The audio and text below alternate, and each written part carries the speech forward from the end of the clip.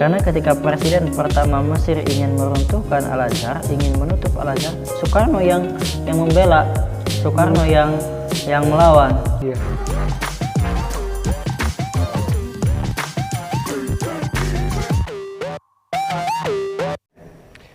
Dan sekarang saya lebih mau bertanya ke Gias, apa sih kesan pertamanya orang Mesir kepada orang Indonesia?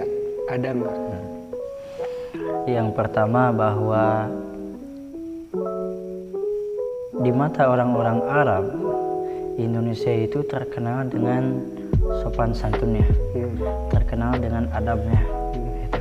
Makanya ketika kita ketemu dengan orang Mesir first impressionnya, tanggapan pertamanya mereka menyebut bahwa ente Indonesia, ente orang Indonesia gitu ya kan, Masya Allah, cenah ahsanan nas, ya kan, manusia terbaik, akhlaknya sangat indah, ya kan, mereka sangat sopan, kemudian mereka juga suka tabassum, yaitu suka murah senyum sekali, seperti itu. Nah, itu kesan-kesan orang kesan-kesan Indonesia yang sudah masyhur di kalangan orang-orang Arab. Iya. Gitu. Dari segi sikap gitu ya. Iya. Jadi sudah misalnya, ini mah rada ngarengkuh gitu ya, rada seperti itu, sopan suka santun, senyum, perhatian, kemudian ketika diajak bicara murah senyum, itu seperti itu. Jadi kesan-kesan orang Mesir. Dan terutama mereka juga mengenal Indonesia salah satunya karena Soekarno. Oh iya. Itu. Kok bisa karena Soekarno itu? Jadi negara pertama yang mengakui Indonesia merdeka itu Mesir kan? Iya. Itu.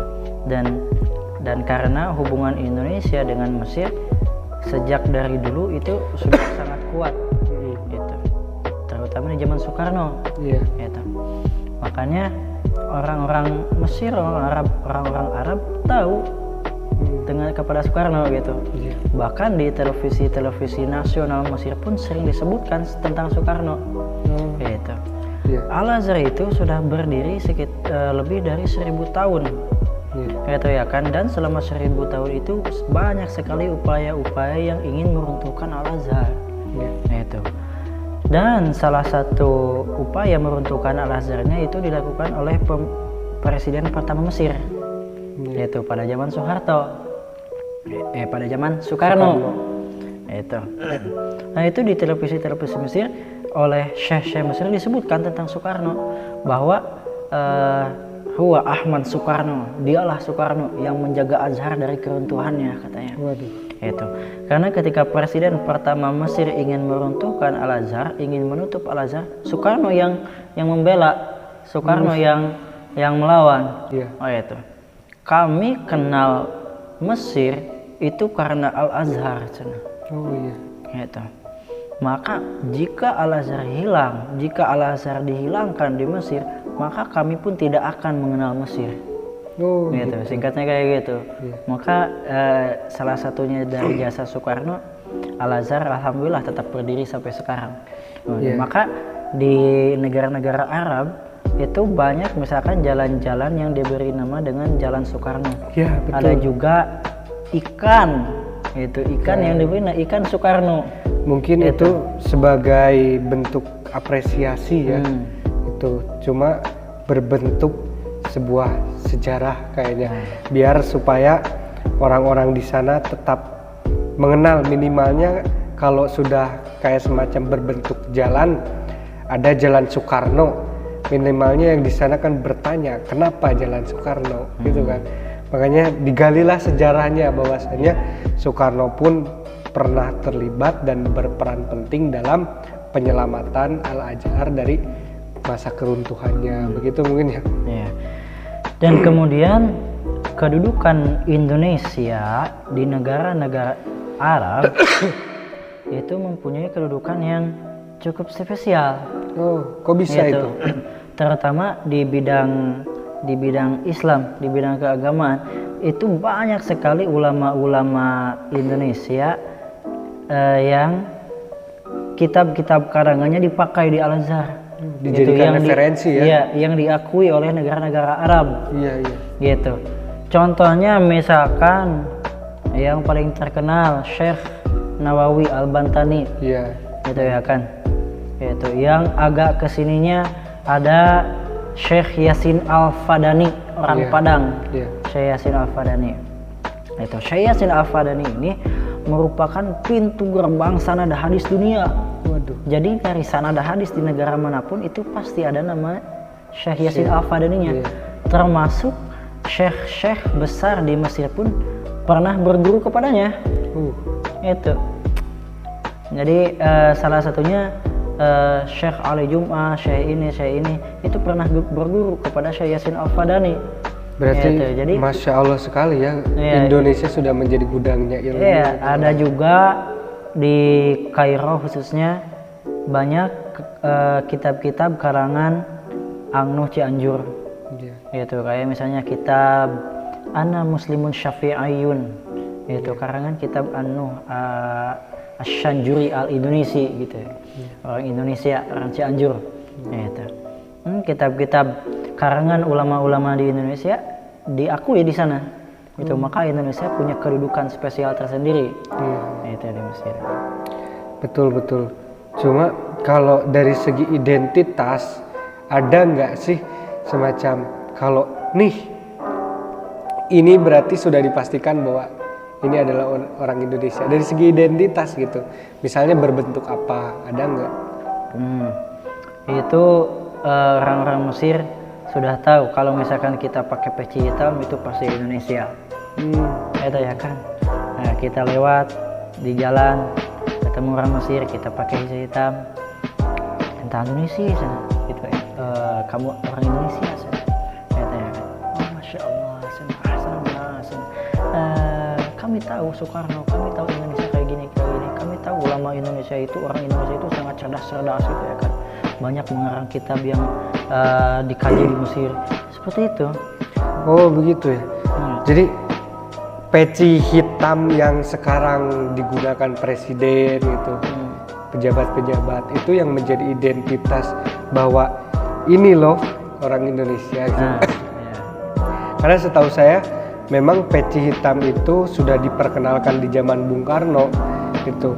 Kalau mengingat dari segi sejarah, sebetulnya peci hitam itu dulunya hanya dipakai oleh tukang beca, petani gitu, tukang sate, kayak sate Madura suka ada tuh pakai peci hitam, cuma dimiringin gini kan, dimiringin.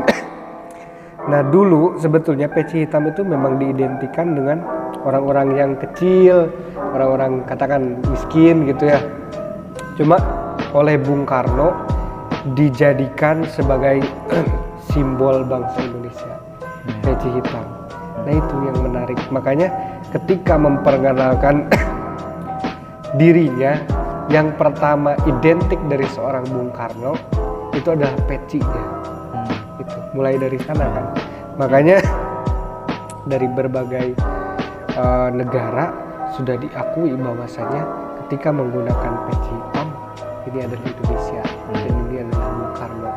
Begitu. Padahal dulunya ya tukang sate, petani dan lain sebagainya itu yang dia gunakan. Cuma di satu hari Bung Karno ingin bahwasanya esok hari bukan hanya si petani, bukan hanya si tukang beca yang menggunakan peci, bahwa peci ini akan menjadi mahkota daripada bangsa ini. Itu makanya sampai presiden, pejabat model apapun, mau Islam mau enggak gitu, tetap menggunakan peci hitam.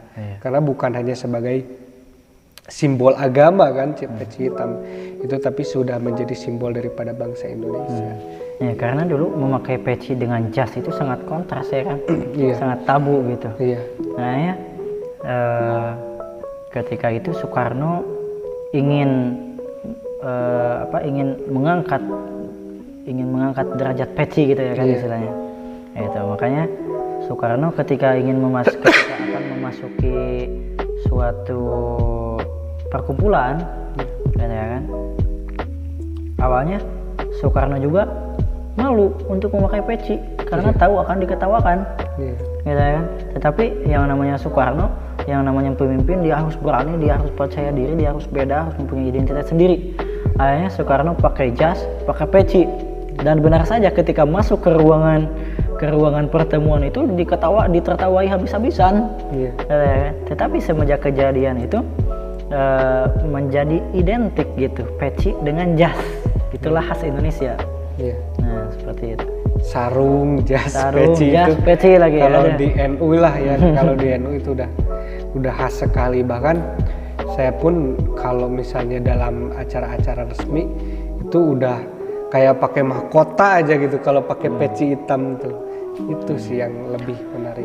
Dan bukan hanya di pandangan di mata orang-orang Arab, itu Indonesia mempunyai kedudukan juga di negara-negara lain, karena Indonesia dari dulu, sejak zaman dulu mempunyai hubungan yang erat dengan Kesultanan Turki Utsmani, Kesultanan Ottoman.